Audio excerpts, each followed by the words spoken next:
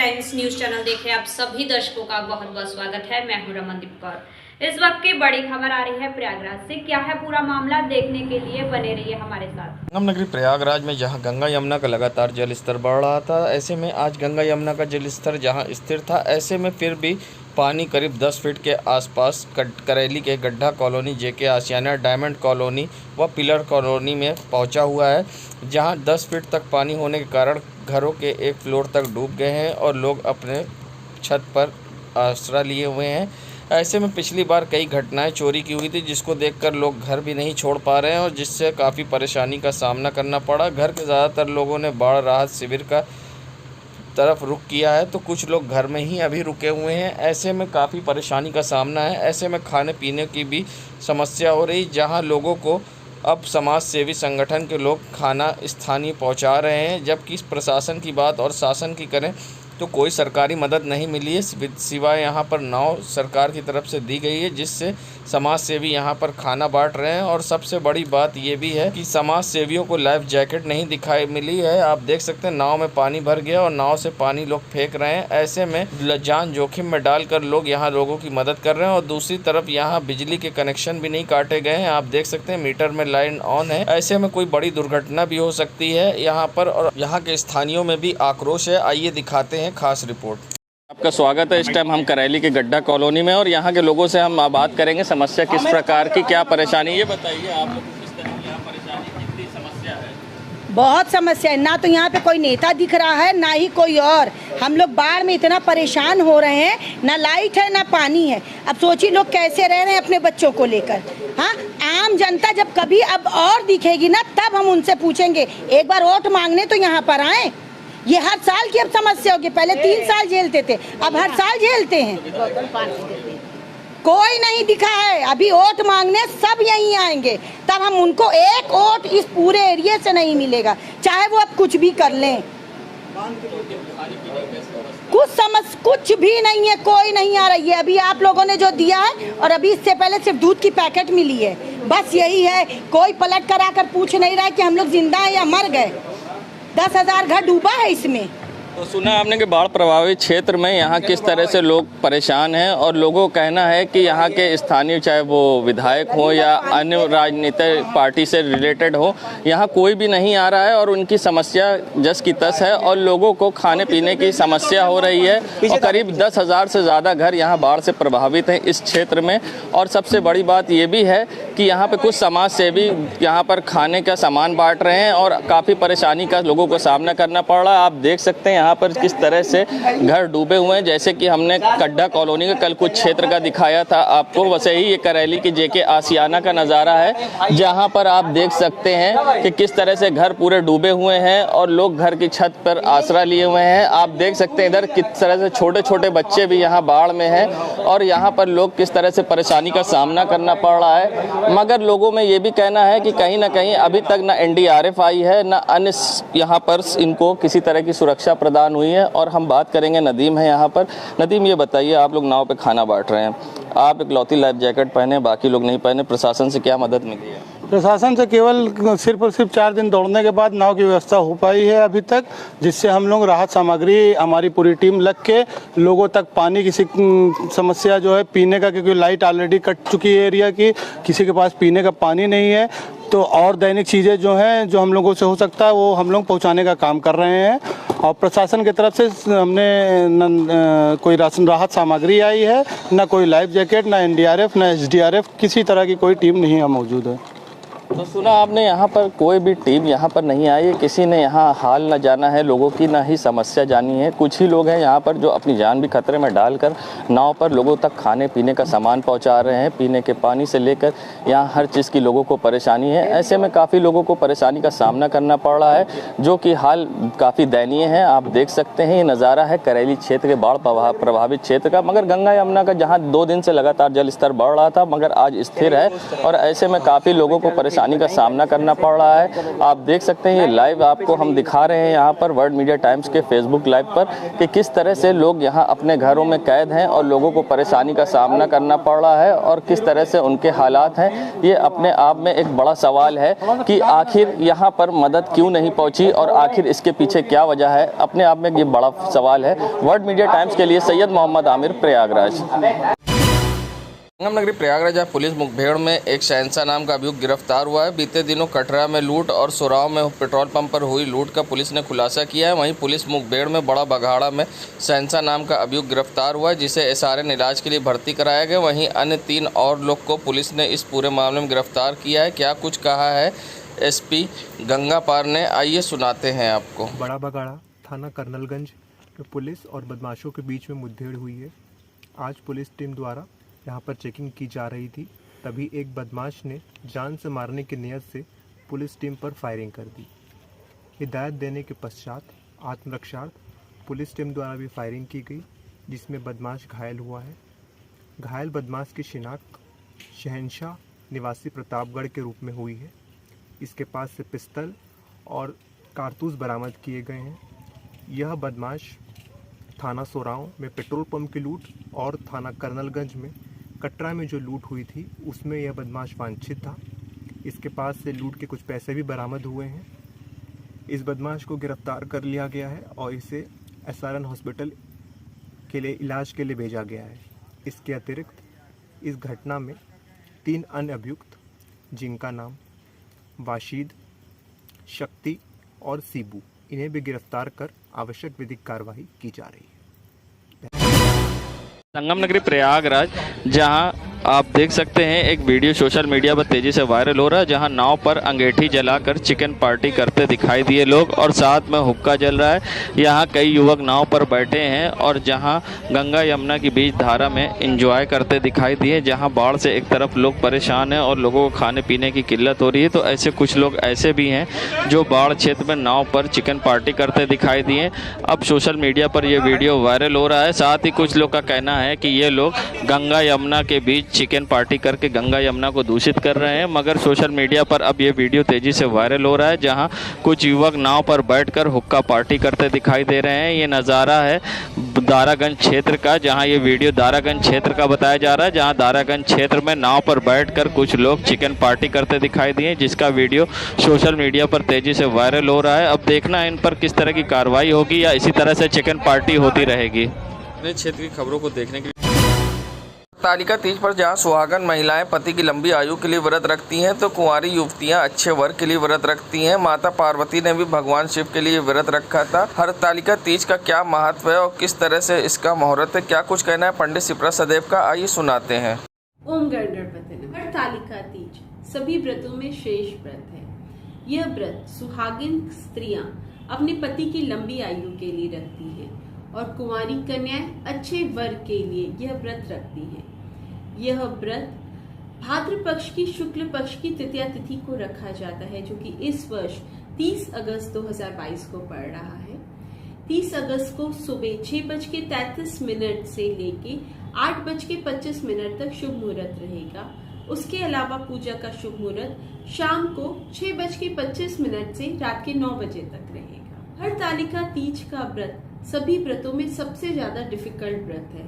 इस दिन व्रती महिलाएं निर्जला और निराहार 24 घंटे तक रहती है।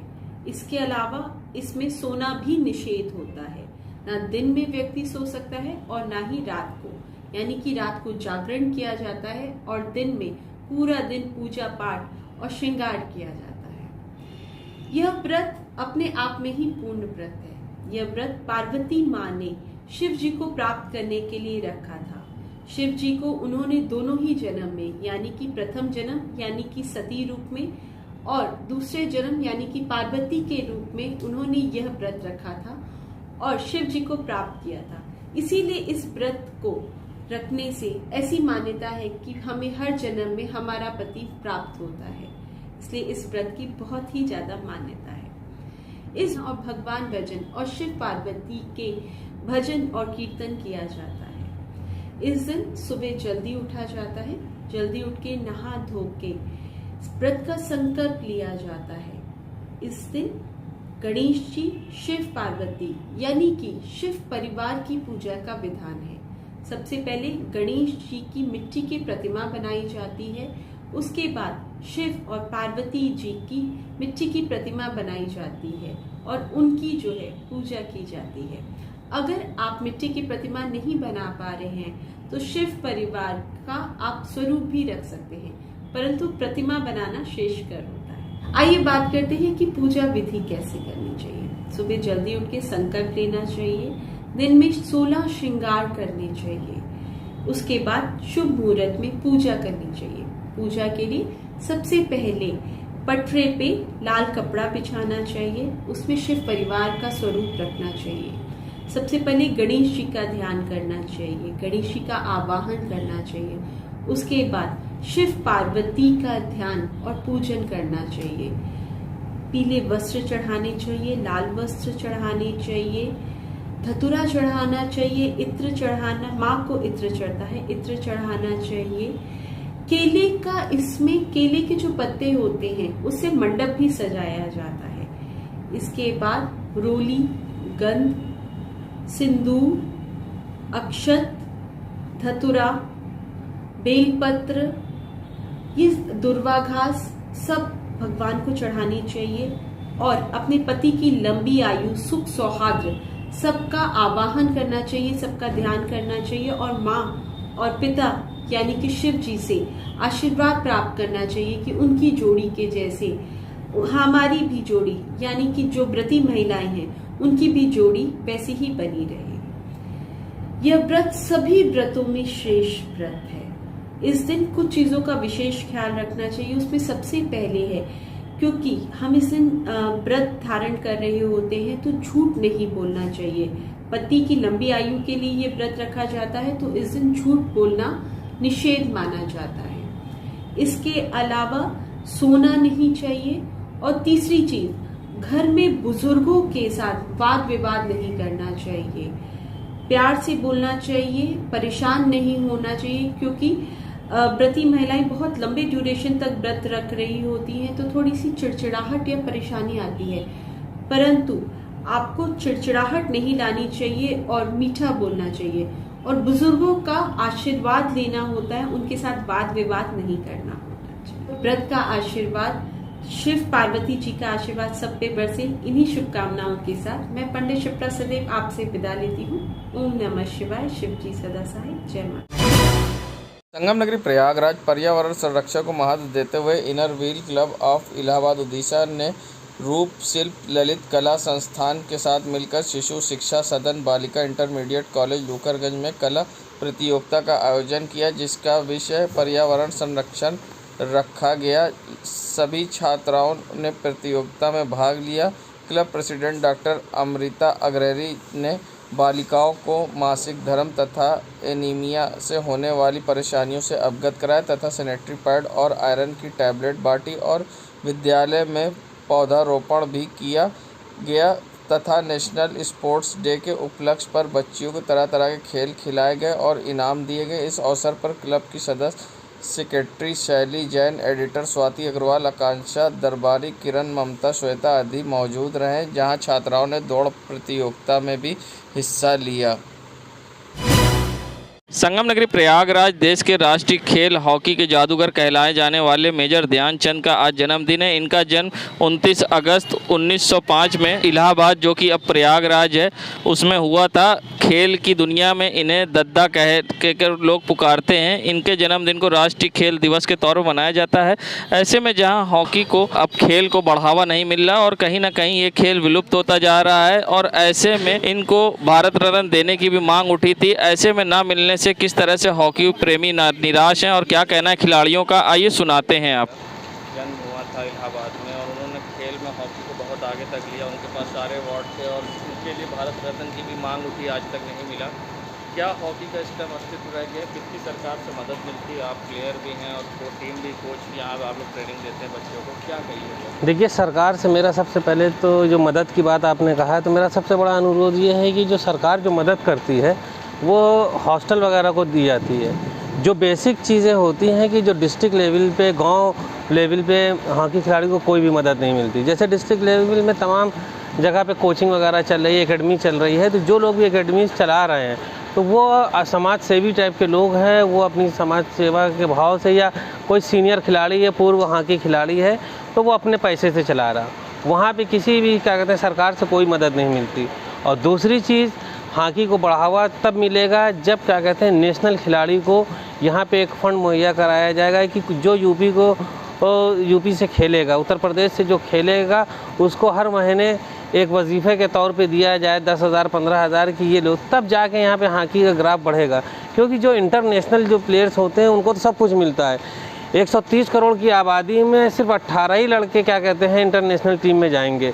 बाकी जितने खिलाड़ी हैं ये सारे स्टेट में, सारी डिस्ट्रिक्ट में, तो वो क्या कहते हैं खिलाड़ी बेचारे क्या कहते हैं महरूम हो जाते हैं। और मैं उत्तर प्रदेश जैसा इतना बड़ा स्टेट, मैं आपको एग्जांपल देना चाहता हूँ, क्या कहते हैं महाराष्ट्र की। महाराष्ट्र के नाम पे 3 टीमें बनती है, एक बॉम्बे से बनती है, एक महाराष्ट्र के नाम से बनती है, एक पूना बनती है, 3 टीमें बनती है। और हमारा उत्तर प्रदेश जो 80 लोकसभा सीट है यहाँ पे, और यहाँ पे सिर्फ एक टीम बनती है। तो मेरा सरकार से अनुरोध है कम से कम इतने बड़े स्टेट में कम से कम 3 टीम बने, तो जिसमें कम से कम 16-48 बच्चे एक साल में नेशनल खेलें और जिनको तमाम नौकरियाँ मिले। ध्यानचंद जी इलाहाबाद से थे, हर तरह से उन्होंने खेल को बढ़ावा दिया, क्या कहेंगे उनके बारे में? देखिए, ध्यानचंद जी आज पूरी दुनिया में उनको हॉकी का जादूगर कहा जाता है। एक उनका बड़ा मशहूर वाक़या है, इंग्लैंड में आप खेल रहे थे, इन्होंने एक शॉट गोल में मारी और वो गोल पोस्ट के बाहर चली गई। तो जब फर्स्ट हाफ ख़त्म हुआ तो उनसे पूछा गया कि आपको तो हॉकी का जादूगर कहा जाता है और आपने गेंद गोल पोस्ट में मारी और वो बाहर चली गई। तो उन्होंने बताया कि ये 3 इंची पोल छोटा है। तो उसी टाइम क्या कहते हैं उस पोल को नापा गया और वाकई वो 3 इंची पोल वो छोटा था और उतनी ही गैप में ये बॉल गई थी। ये बहुत बड़ी चीज़ है, हर आदमी इन सब चीज़ों को नाप नहीं सकता, समझ नहीं सकता। और इलाहाबाद का तो वो गौरव है। और बड़ी दुर्भाग्य की बात है कि अभी तक इलाहाबाद में एक भी एस्ट्रोटर्फ नहीं निकली। यहाँ से इतने ओलंपियन निकल गए। दानिश मुश्ताबा जो कि 2 बार के Olympian, 2 champions trophy, world cup, Commonwealth game सब कुछ खेला। आज बड़ी दुर्भाग्य की बात है कि एक इतना बड़ा खिलाड़ी, उसके नाम से इस शहर में कोई चौराहा नहीं है, कोई रोड नहीं है। हॉकी खिलाड़ी का इससे बड़ा दुर्भाग्य क्या चाहते हैं? ध्यानचंद जी के लिए भारत रत्न की हमेशा मांग होती है। देखिए, पिछले 15 साल से हम लोग इस मांग को मांग रहे हैं कि दादा ध्यानचंद को भारत रत्न दिया जाए, लेकिन ये दुर्भाग्य की बात है। मैं किसी गेम की बुराई नहीं करना चाहता, लेकिन आज जो दर्द है एक हॉकी खिलाड़ी होने का हमको, तो ये दर्द है कि जो क्रिकेट ओलंपिक में नहीं है, जो ओलंपिक में क्रिकेट नहीं है, उन खिलाड़ियों को आज भारत रत्न मिल चुका है। ठीक है, सचिन तेंदुलकर जी बहुत बड़े खिलाड़ी हैं, लेकिन दादा ध्यानचंद ने गोल्ड दिया है हिंदुस्तान को, उस वक्त में दिया है जब उनके पैरों में जूते नहीं हुआ करते थे। हिंदुस्तान के लोगों खिलाड़ियों के पैर में जूते नहीं हुए थे, तब उन्होंने गोल्ड ला के दिया है और 9 गोल्ड ला के दिया है हिंदुस्तान को। मैं मोहम्मद शाहिद कमाल खान, राष्ट्रीय हॉकी खिलाड़ी, शगुन स्पोर्ट्स एकेडमी का डायरेक्टर। जी देखिए, ध्यानचंद जी को जो भारत रत्न का अवार्ड नहीं मिला, उससे तो हम बहुत ही निराश हैं, क्योंकि वो हॉकी के जादूगर कहलाते थे। और हॉकी की जो आप बात कर रहे हैं कि आप कहाँ से जानते हो, तो मैंने तो हॉकी की शुरुआत जो देखी वो अपने मामू मिस्टर शाहिद कमाल जी से देखी है, क्योंकि बचपन से उन्होंने हॉकी को यहाँ पे जो इलाहाबाद में करवाया और मेरे घर के लोग भी हॉकी करते हैं। तो स्पेशली मैं खुद ही स्पोर्ट्स से जुड़ा हुआ हूँ। मैं भी इंटरनेशनल जूडो प्लेयर हूँ और योगा में भी अंतर्राष्ट्रीय स्तर पर खेला हुआ है। अभी हाल ही में मैंने एक दिन पहले ही नेशनल जो गुजरात में नेशनल स्पोर्ट्स चैम्पियनशिप होने वाली है, उसके लिए क्वालिफाई भी किया हुआ है योगा में। तो अब जैसे कि आज नेशनल स्पोर्ट डे है, तो हमने सेलिब्रेट भी किया national sport day morning time में मदन मोहन मालवीय स्टेडियम में। तो मैं स्पोर्ट डे में यही कहना चाहता हूँ कि आज के इस टाइम पे लोगों को स्पोर्ट्स में आगे बढ़ चढ़कर हिस्सा लेना चाहिए। जो हमारे पूर्वज थे जिन्होंने इतना काम किया स्पोर्ट्स में, ठीक है, तो स्पोर्ट्स हमारे जीवन के लिए बहुत ही अच्छी चीज़ है। एक तो फिटनेस तो होता ही है, और हॉकी में तो मेरा कहना है कि पीछे तो नहीं हो रहा है। हॉकी में इंडिया धीरे धीरे प्रोग्रेस कर रही है और यहाँ पे लोगों को फैसिलिटीज़ भी दी जा रही है हॉकी में। बस कहीं ना कहीं कमी ये आ रही है कि जो गवर्नमेंट का थोड़ा बहुत सपोर्ट होता है वो सपोर्ट नहीं मिल पा रहा हमारे खिलाड़ियों को, जिसकी वजह से हॉकी में लोगों को दिक्कतें आ रही बच्चों को खेलने के लिए। मेरा नाम है मोहम्मद अनस खान, अंतर्राष्ट्रीय योगा प्लेयर, इलाहाबाद। और ध्यानचंद जी को भारत रत्न देने की मांग उठी और आज तक नहीं मिला, क्या कहेंगे? देखिए, ध्यानचंद जी को आज तक भारत रत्न जो नहीं मिला है उससे हॉकी खिलाड़ियों में बहुत निराशा है। उनको मिलना चाहिए था क्योंकि वो डिज़र्विंग हैं, क्योंकि उन्होंने अंतर्राष्ट्रीय स्तर पर भारत का काफ़ी नाम रोशन किया है। पूरे विश्व में उनको प्रसिद्धि मिली है हॉकी की, तो अपने भारत की सरकार को चाहिए कि उनको भारत रत्न देना चाहिए। हॉकी को किस तरह से मदद मिलनी चाहिए, किस तरह से खेल को बढ़ावा मिलना चाहिए, क्या कहेंगे? देखिए, उसके लिए गवर्नमेंट को कुछ एफर्ट करना रहेगा कि खिलाड़ियों की किस तरीके से मदद की जाए, किस तरीके का उनको कोचिंग उपलब्ध कराई जाए, उनको खेल का माहौल किस तरीके का बनाया जाए। जब उनको खेल का माहौल बनेगा तभी वो आगे खेल सकेंगे। मेरा नाम रियाज अहमद, नेशनल हॉकी प्लेयर।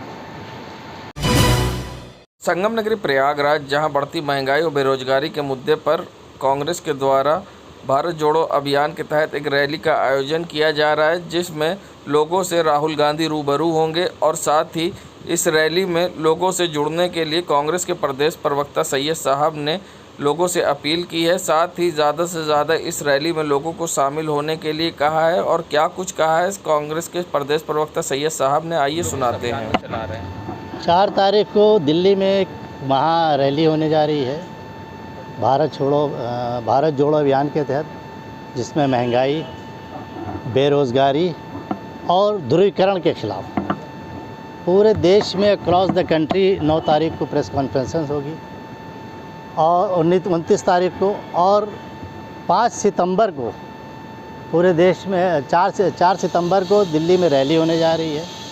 और इसके तहत हमने भारत के लोगों को ये अपील की है कि मिले कदम से कदम जुड़े वतन, महंगाई और भ्रष्टाचार के जाल को तोड़कर भारत जोड़ना है, ध्रुवीकरण के खिलाफ, नफ़रत के खिलाफ भारत जोड़ना है। आप देख रहे हैं कि महंगाई किस कदर बढ़ गई है, भ्रष्टाचार किस कदर बढ़ गया है, कोई सुनने वाला नहीं है। तो हमारी पार्टी ने इसको नेशनल लेवल से अभियान चलाया है, जो 7 सितंबर से कन्याकुमारी से कश्मीर तक जाएगी यात्रा, जिसका नेतृत्व श्री राहुल गांधी जी करेंगे। और जो 4 तारीख को हमारी रैली होने जा रही है, हल्ला बोल रैली दिल्ली के अंदर, उसको एड्रेस करेंगे श्री राहुल गांधी जी। और आने वाले दिनों में हम आम जनता से इसमें जुड़ने की अपील करेंगे। हर ज़िले से 200 लोगों का टारगेट है कि वो हम रैली में, हल्ला बोल रैली में शामिल हों, जिससे कि भारत को जोड़ा जा सके, नफ़रत को तोड़ा जा सके, ध्रुवीकरण के खिलाफ ये हमारी महारैली है। संगम नगरी प्रयागराज सुहागिन महिलाओं के लिए हरतालिका तीज का विशेष महत्व होता है। इस बार 30 अगस्त को हरतालिका तीज मनाई जा रही है। महिलाओं इस दिन व्रत रखकर पति की लंबी आयु और वैवाहिक जीवन की खुशहाली के लिए कामना करती। वहीं हरतालिका तीज को लेकर शहर के गांव और बाजारों में रौनक बढ़ गई है। महिलाएं 16 श्रृंगार कर अपने पति की दीर्घायु होने के लिए व्रत रखकर माँ गौरी की विधि विधान के साथ पूजा अर्चना करती हैं और पति की लंबी उम्र और वैवाहिक जीवन में खुशहाली की कामना करती हैं। वहीं तीज के एक दिन पहले सोमवार को प्रयागराज के बाजारों महिलाओं ने जमकर खरीदारी की और वह मेहंदी लगवाई। इस बार मेहंदी की तो अपने श्रृंगार में महिलाओं ने मेहंदी के लिए अवश्य रूप शामिल करती हैं। वैसे शुभ काम में मेहंदी लगाने की परंपरा है। कई फेस्टिवल महिलाएं मेहंदी के हाथों को सजाती हैं, लेकिन हरतालिका तीज पर इसे विशेष ही मात्र इस दिन हाथों में मेहंदी लगाना बेहद शुभ माना जाता है। मेहंदी सुहाग की निशानी भी मानी जाती है। यही कारण है इस दिन महिलाएं हाथों में मेहंदी लगवाती। वहीं बाजारों में आज मेहंदी लगवाने के लिए अच्छी खासी महिलाओं की भीड़ दिखी। स्त्रियों के लिए सब व्रत रहते हैं, उसके लिए आज मेहंदी, रात को खाना, अच्छे कपड़े और कल पूरा दिन निर्जला व्रत रह के उनकी लंबी आयु के लिए कामना करेंगे। पूजा का सारा सामान हम लोगों ने ले लिया है जो पूजा में चढ़ेगा। कल पूरा भरा हुआ हाथ लगा रहे हैं, जैसे एक सुहागन औरत लगाती है नई शादी वाली लड़कियां, वैसे ही पूरा श्रृंगार रहता है, 16 श्रृंगार का। मेरा नाम शैलजा। संगम नगरी प्रयागराज में महिला सशक्तिकरण स्वावलंबन हेतु प्रतिबद्ध राष्ट्रीय सामाजिक संगठन जूही सेवा संस्थान ने महिला सेवा सदन महाविद्यालय प्रयागराज के प्रांगण में छात्राओं व अध्यापिकाओं भारी संख्या में तीज महोत्सव के अंतर्गत सौंदर्य व मेहंदी प्रतियोगिता में प्रतिभाग कर अपने प्रतिभा का परिचय दिया। मिशन शक्ति व महिला उत्थान हेतु सदैव तत्पर जूही सेवा संस्थान की अध्यक्ष जूही श्रीवास्तव ने प्रतियोगिताओं व अध्यापिकाओं को अभिनंदन पत्र व विभिन्न पुरस्कारों से पुरस्कृत कर सम्मानित भी किया। सेवा सदन महाविद्यालय में जूही सेवा संस्थान की तरफ से एक मेहंदी प्रतियोगिता का आयोजन रखा गया है, जिसमें हमारी काफ़ी छात्राएं भाग ले रही हैं और बहुत ही खुश हैं। और मैं इस संस्थान को अपनी तरफ से ढेर सारी शुभकामनाएं देती हूँ। बच्चों को भी ढेर सारी जीतने की मेरी तरफ से शुभकामनाएं। मैं आज का रिजल्ट बहुत जल्द घोषित करूंगी और आपके सामने लाइव चलाऊंगी, दिखाऊंगी कि इस महिला सेवा सदन में कितनी महिलाएं ऐसी हैं, कितने बच्चे ऐसे हैं जो कि वाकई में उनके अंदर कला छुपी हुई है। पर हाँ, ये है कि उनको दिखाने के लिए हम चाहते हैं कि बहुत सी एनजीओ जो बाकी जगह से कार्य कर रही है वो यहाँ पर भी आके अपने बच्चों को एक सहायता दें ताकि वो आगे बढ़ने का एक प्लेटफॉर्म मिले उनको और एक रोजगार की जरिए मिले। बहुत बहुत थैंक्स, धन्यवाद। नगरी प्रयागराज, जहां बिल्किस बानो के दोषियों को दोबारा जेल भेजने की मांग के साथ चल रहा अल्पसंख्यक कांग्रेस का प्रदेश व्यापी एक हफ्ते का न्याय अभियान जुलूस आज कैंडल मार्च के साथ मस्तान मार्केट पर समाप्त हुआ है।